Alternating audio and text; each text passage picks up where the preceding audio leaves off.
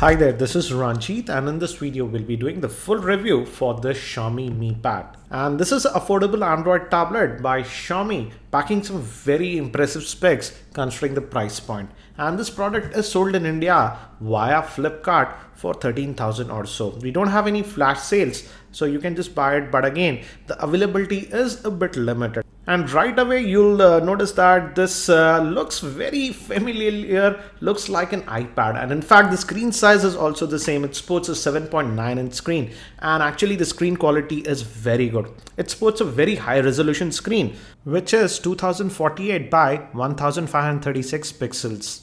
That comes to a PPI of 324, and that's actually very good for a tablet.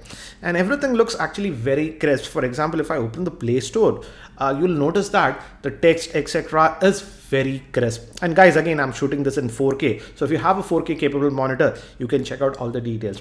And I have to say the screen quality is one of the highlighting factors about this device. And if we move towards the back, it's a typical tablet style, and this back I don't like it. It's completely made up of plastic, and this is actually glossy plastic, so I'm not a big fan of that. But we do have a couple of microphones over here, one over here, secondary microphone over here, and it also has a 8 megapixel rear facing camera, and it can record video in full HD. If we go towards the bottom, we have actually dual speakers, and I really appreciate it because tablets are for media consumption, and I'm happy to say that the sound output via these two speakers is actually pretty loud, so I'm happy about that. Moving towards the bottom, we just have a micro USB slot that'll be used for charging this device, and on this end we have the power on off button and the volume rocker, and they are pretty tactile, so I'm happy with that. And on this end we have the 3.5mm headphone jack. We also do get a front facing camera which is a 5 megapixel shooter, and in fact you can't see it, but we also have a physical LED notification light, so if you get an email or something, it glows, which is unique to tablets because generally we don't find that on tablets. Moving towards the bottom, we have 3 touch type capacitive buttons. This is for the multitasking tray. You can move and you can kill the app like this, and if you can also hold this for further settings. For example, if you want to add widgets etc., you can just hold this and it works. And it's also backlit, as you can see. And this is the home button, and this is for the back. We can add widgets, as you can see. These are some of the widgets, but again, as it's a Mi product, it runs on MIUI, which is MIUI 6. And just today we got an update. I've been using this tablet for the last 10 odd days. Let me show you the settings. And if we go to about, as you can see, it's running on the KitKat, that is 4.4.4, and it's running the MIUI 6.3. And regarding the processor use, it's very interesting. It is powered by an NVIDIA Tegra processor, that's the K1, and it's actually a pretty powerful processor. It's a quad-core processor clocked at 2.2 gigahertz, and the RAM provided is also 2 gigabytes, and it handles the tablet actually pretty well. Regarding the battery, again, with most tablets, it's sealed inside, so that's also the same with this one. And the battery is a 6700 milliamp hour battery. And in terms of battery life, I was actually pretty happy. I would say I was casually using this tablet for the last 10 days, and I had to charge it once in 3-4 days. So the battery life is also really nice on this tablet. Now moving to internal storage, we just get one variant of this tablet that has 16 gigs of internal storage. Mi also has one more variant internationally that has 64 gigs, but they haven't introduced that one in India. So the one we get has 16 gigs of internal storage. But fortunately, we have a slot over here, and you can add a micro SD card to this one. But again, do note that this tablet does not have any cellular support, so it's just a Wi-Fi only tablet. Hence, even the GPS chip is not there on this tablet. Now if we move to the performance of this tablet, the overall performance of this tablet was very good. As you can see, it handles the UI without any issues, and again, it's Android underneath, so you don't have to worry. And we have full support for Play Store, so you can download many of the apps and use it. And I have installed a lot of apps and games also on this device, and they work actually pretty well. But one thing I have noticed is that due to the screen aspect ratio, it's not the normal 16:9 or 16:10 that we find on most other Android tablets. It's 4:3, just like the iPad. And I would say some of the apps were not compatible. I would say about 5% of the apps were not compatible. For example, The Times of India app was simply, as you can see, we saw this here. And if I go there, it says it's not compatible. So I noticed this with a few apps, not all, but a few apps. But most of the other apps ran fine, for example, Flipboard, NDTV, etc. So you got to be aware of that. Also, some of you have asked me if USB OTG support is there. Yes, USB OTG support is there. You can just download this free app called ES File Explorer, and via that, then you can access the USB OTG, and that works perfectly.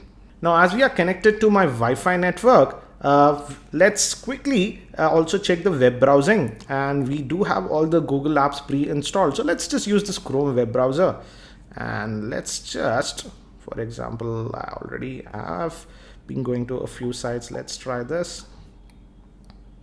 And as you can see, it loads the web pages actually very quickly, and it handles it actually without any issues. Another thing is that I like the touch sensitivity. The touch sensitivity is actually very good on this tablet. So in terms of media consumption and web browsing, you'll have a very good experience. Again, I want to highlight that the screen quality is very good, which is actually very important for a tablet. And I would say I was very happy with the screen quality provided on this tablet. Again, for multitasking, as I told you, you can hit this and you get to the multitasking, and you can jump between the apps easily like this.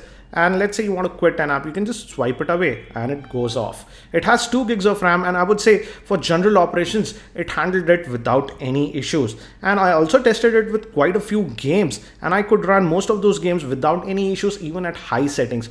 So even for gaming, it is actually very good. But one thing I have noticed is that with extended gaming and with heavy gaming, the tablet tends to get a little bit hot, particularly around this camera portion. So if you are a person who likes to play a lot of games and heavy games, I would suggest hold the tablet in this orientation so that your hand does not go near this camera, because this area can get actually pretty hot. But with general usage, I did not notice any major heating, but the tablet, even with general heavy browsing, etc., does get a little bit warm, but it's just slightly warm, so I won't be worried. But with gaming, it can get a bit hot. Now, if we talk about the camera, the rear facing camera is 8 megapixel shooter, and the front facing camera is a 5 megapixel shooter. And the camera interface is very simple, I would say. This is the interface that we get. This is the front facing camera. Let me just move to the rear facing camera, and we have basic things like you have the tap to focus and you can take a picture, and you click this and you move to the video mode, and from here you can get to the video. But the thing is that Xiaomi hasn't provided you a lot of options in the camera, so it's pretty basic. And I did take some pictures with this device, and as you can see, the camera performance is okay, but nothing that great in my opinion. Even the front facing camera was very average in my opinion. Recording this part of the video footage with the front facing camera of this Mi Pad, it's a 5 megapixel shooter, and this is in completely artificial lighting in my office. So this will give you an idea how will be the video if you do it, use it for video chats like Skype, etc. So this is the footage in completely artificial light with the Mi Pad's front facing. So overall, I would say this Mi Pad is a pretty nice tablet, but now let's talk about the pros and cons with this device. Let's first talk about the cons with this device. As I mentioned earlier, I simply do not like this slippery back. It's actually very slippery, and I even gave it to my daughter for use, and she overall liked the tablet, but again, she also complained that the back is actually pretty slippery. Also, one more thing that I did notice is that, and even my daughter said that with heavy games, when you load them, it does take quite a bit of time to load those games. And even when you come out of those games, it takes about 3 or 4 seconds to come out, which was very peculiar. Also, as I mentioned earlier, if you do heavy gaming and extended gaming, this tablet tends to get a bit hot, particularly near this camera area. So you got to be aware of that. Now, also, if we move to the camera quality, I would say was pretty average in my opinion. Now, let's talk about the pros of this device. The biggest pro I would say is the screen, which is actually pretty important for a tablet. And I would say the 7.9-inch screen, which is IPS grade screen, is of very high quality, and I'm very happy with the screen quality provided on this device. Also, the sound output is clear and loud, and also when using the tablet normally, I did not notice any major lagging. And lastly, it's the battery life. I would say the battery life also on this tablet is very good. To sum it up, I would say, yes, it's not a perfect tablet, but taking into account the pros and cons and the price of around 13,000, I would say this is a very good tablet. I've also posted a separate video regarding the gaming with this Mi Pad. You can check out that video for more info. That's it for now. I hope you found this video review helpful, and if you're not subscribed to my YouTube channel, hit that subscribe button. Again, thanks for watching. This is Ranjit and I hope to see you in my next video.